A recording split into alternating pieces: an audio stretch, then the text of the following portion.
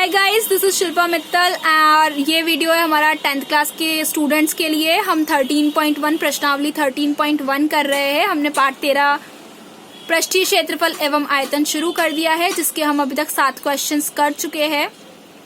आज हम question number 8 देखेंगे और क्वेश्चन नंबर 9 जो रहेगा वो आपका होमवर्क रहेगा। सो क्वेश्चन नंबर 8 समझ लेते हैं हम। आपको एक बेलना आकार है, उस बेलनाकार व्यास वाले मतलब उस बेलन का जो व्यास है वो है 1.4 सेंटीमीटर और जो ऊंचाई है उसकी हाइट जो है कि वो कितना लंबा है वो है 2.4 सेंटीमीटर। तो ऊंचाई 2.4 है और व्यास है 1.4 सेंटीमीटर। वो बेलन जो है, उस बेलन में से एक शंकु आकार का जो शेप है वो काट लिया गया है, उतना पार्ट जो है वो काट लिया गया है उसमें से, लकड़ी के बेलन में से। एंड अब आपको बोला गया है कि आप काटने के बाद जो पार्ट बच रहा है उस पार्ट का एरिया निकालो कि क्या होगा बचे हुए पार्ट का एरिया। सो सबसे पहले हम डायग्राम देखते हैं।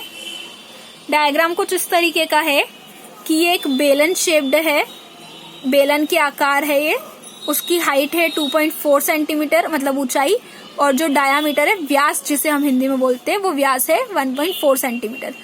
और इसी व्यास और इसी हाइट का एक कोन शेप, एक शंकु आकार काट लिया गया है। अब आपको जो एरिया निकालना है वो इस एरिया का निकालना है, जो बच रहा है हिस्सा इसका निकालना है। ठीक है, इसका एरिया निकालना है। तो सबसे पहले तो हमें जो दे रखा है वो हम लिख देते हैं। जैसे कि बेलन की ऊंचाई और शंकु की ऊंचाई सेम है, वो हमने लिख दिया 2.4 सेंटीमीटर। बेलन का व्यास और शंकु का व्यास भी सेम है, वो हमने लिख दिया 1.4 सेंटीमीटर। हमें पता है त्रिज्या को व्यास का आधा करके निकाली जाती है, व्यास का 2 से डिवाइड करके निकाली जाती है, भाग देकर निकाली जाती है। तो जब हमने 1.4 का 2 से भाग दिया तो हमको पता चला कि 0.7 सेंटीमीटर त्रिज्या है, आर की वैल्यू है। नाउ शंकु की तिर्यक ऊंचाई मैं आपको समझा दूं कि ये जो आपको तिरछी लाइन जो दिख रही है कोन की, शंकु की, ये तिरछी लाइन, इसे हम बोलते हैं तिर्यक ऊंचाई। तो तिर्यक ऊंचाई r square plus h square होता है फॉर्मूला निकालने का।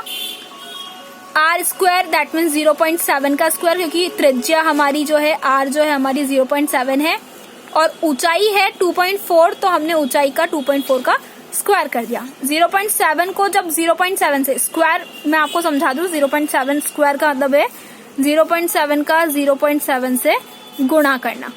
इसके बाद जो आंसर आएगा वो होगा 0.49, और 2.4 में भी यही है कि 2.4 का 2.4 से गुणा करना। जो आंसर आएगा वो है 5.76। दोनों को प्लस किया 6.25 आया, और रूट से बाहर कब निकलेगा, जब 2.5 का स्क्वायर किया जाएगा। तो इस स्क्वायर के कारण इस रूट की वैल्यू कैंसिल हो गई और सिंपल शंकु की तिर्यक ऊंचाई मतलब एल का मान हमें क्या मिल गया, 2.5 सेंटीमीटर। अब बचा कि हमें उस क्षेत्रफल को निकालना कैसे है, उसके लिए हम क्या यूज करेंगे, सूत्र। तो आप देख रहे हैं कि यहाँ पर एक सिलेंडर भी है, एक कोन भी है, और साथ में सिलेंडर का जो आधार है गोल शेप में, वृत्त शेप में, सर्कल शेप में, वो भी है। तो क्योंकि 3 तरह के शेप बन रहे हैं तो हमें फॉर्मूले भी 3 तरह के, सूत्र भी हमें 3 तरह के लगाने पड़ेंगे। बेलन का वक्र पृष्ठीय क्षेत्रफल प्लस शंकु का वक्र पृष्ठीय क्षेत्रफल प्लस बेलन के आधार का क्षेत्रफल। सो बेलन का वक्र पृष्ठीय क्षेत्रफल 2πrh, शंकु का वक्र पृष्ठीय क्षेत्रफल πrl, और बेलन का आधार क्योंकि गोल है मतलब गोले का क्षेत्रफल πr स्क्वायर।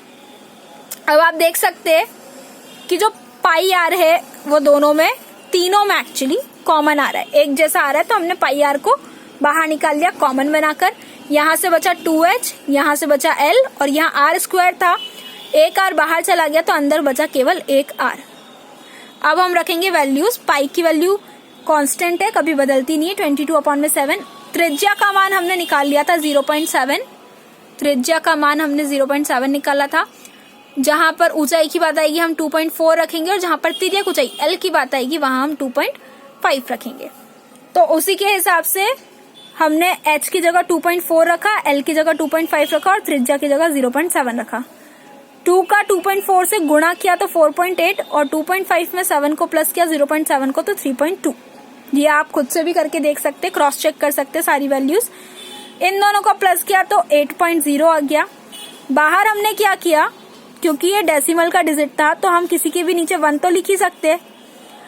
पॉइंट हटाया, पॉइंट के बाद एक डिजिट था, एक नंबर था तो नीचे एक 0 आ गया, मतलब 7/10, 7/10 आ गया। अब कैंसिलेशन के लिए हमने 7 1 जा 7, 7 1 जा 7, 2 का टेबल 5 टाइम्स बोला तो 10 आया और 2 का टेबल 11 टाइम्स बोला तो 22 आया।